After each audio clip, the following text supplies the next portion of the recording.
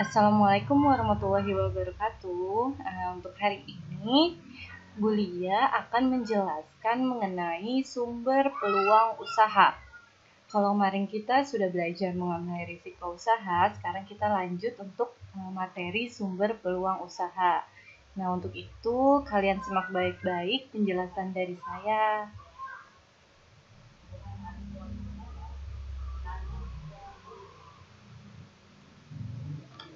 Jadi, di sini sumber peluang usaha itu biasanya itu berasal dari sebuah ide ataupun inspirasi dan juga kesempatan yang muncul untuk dimanfaatkan bagi kepentingan seseorang baik dalam kehidupan sehari-hari maupun dalam sebuah usaha.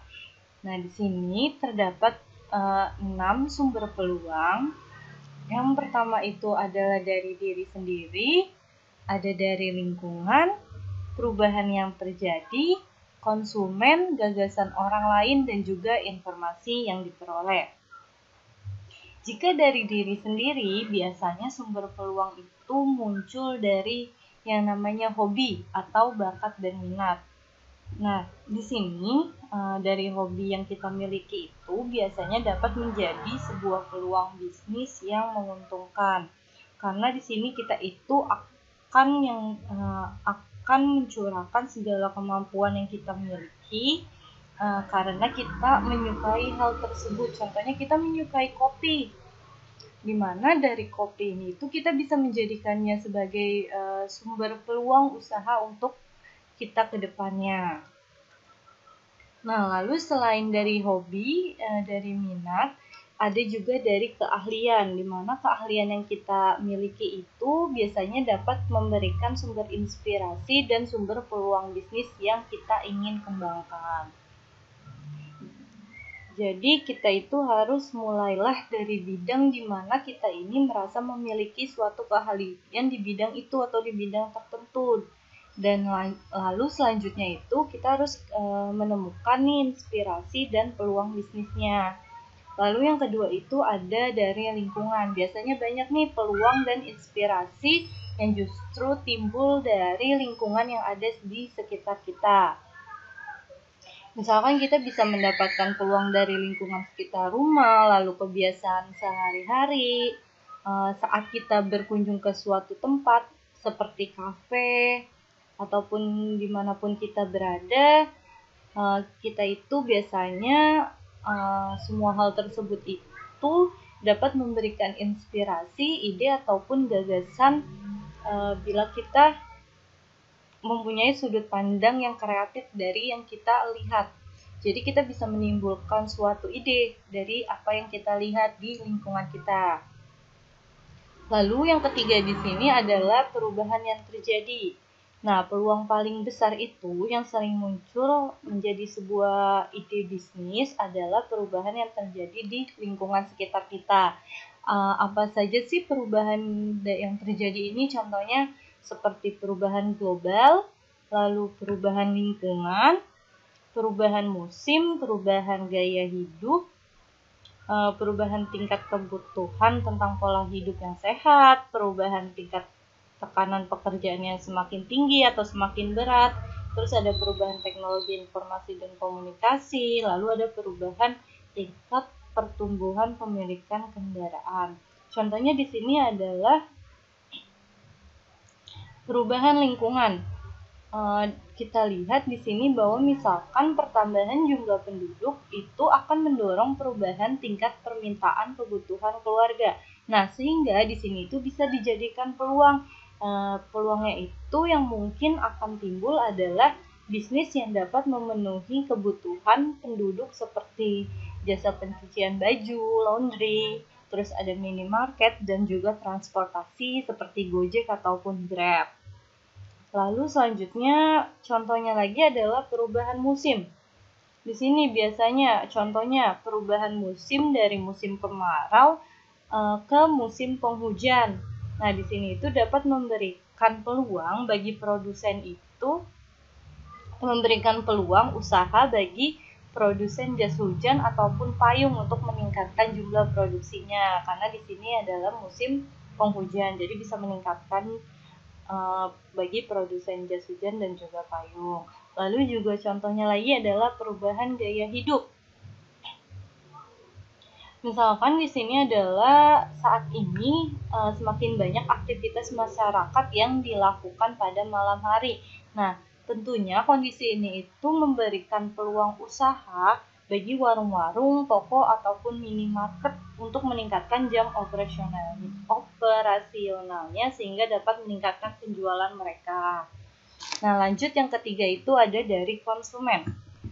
Jadi kenapa sih konsumen ini menjadi sumber peluang? Karena biasanya itu suara konsumen atau pendapat konsumen itu sangat penting karena akan menciptakan gagasan baru dalam memperbaiki produk yang ada dan peluang bagi yang akan mendirikan suatu usaha baru.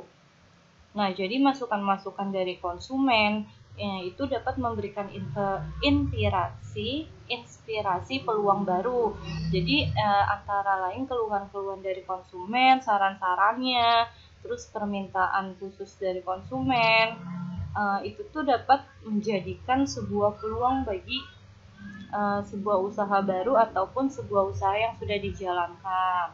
Karena biasanya akan menciptakan gagasan baru bagi diri kita, bagi suatu perusahaan atau suatu yang menjalankan usaha tersebut. Lalu di sini selanjutnya adalah gagasan orang lain. Sama seperti suara dari konsumen ataupun pendapat dari konsumen, gagasan dari orang lain ini ya sama kayak tadi seperti keluhan-keluhan terhadap suatu produk ataupun layanan yang disampaikan oleh orang lain, misalkan kayak teman kita. Nah, di sini itu biasanya menjadi sumber peluang karena dapat memberikan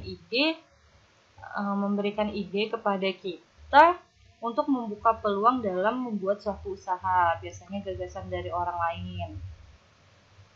Lalu yang keenam adalah informasi yang diperoleh. Kalau informasi yang diperoleh di sini, biasanya kita itu kan sering berjumpa nih dengan orang lain. Nah, terkadang orang lain itu pun mempunyai informasi baru bagi kita. Kita mendapatkan informasi dari orang tersebut.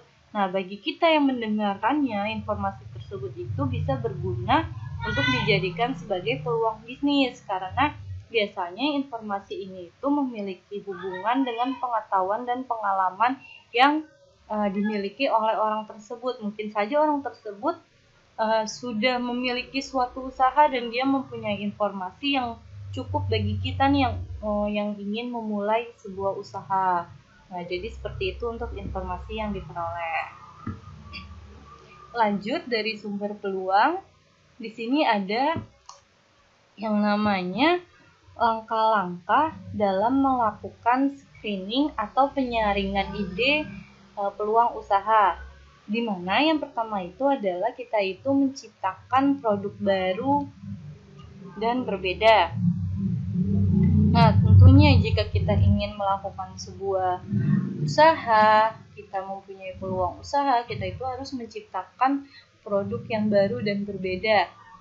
Jadi, gunanya untuk apa sih? Biasanya produk yang berbeda ini tuh bakalan diingat oleh konsumen. Jadi mereka itu bisa tertarik dengan produk kita. Mereka itu bisa membedakan nih kira-kira, oh produk yang dari sini nih seperti ini, terus produk kita nih kayak gini. Jadi ada perbedaan dari produk yang mungkin sudah ada. Nah, yang kedua itu adalah mengamati pintu peluang. Jadi di sini sebagai seorang wirausahawan, kita itu harus cermat nih dalam mengamati dan menganalisis potensi yang dimiliki oleh pesaing kita, yang biasanya itu berkaitan dengan sumber keuangannya, jenis, jumlah, dan juga stok produk yang ada.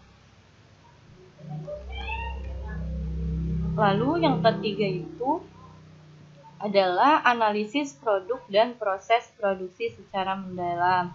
Nah, di sini analisis ini tuh sangat penting. Jadi, gimana analisis ini ini untuk menjamin apakah jumlah dan kualitas produk yang akan kita hasilkan ini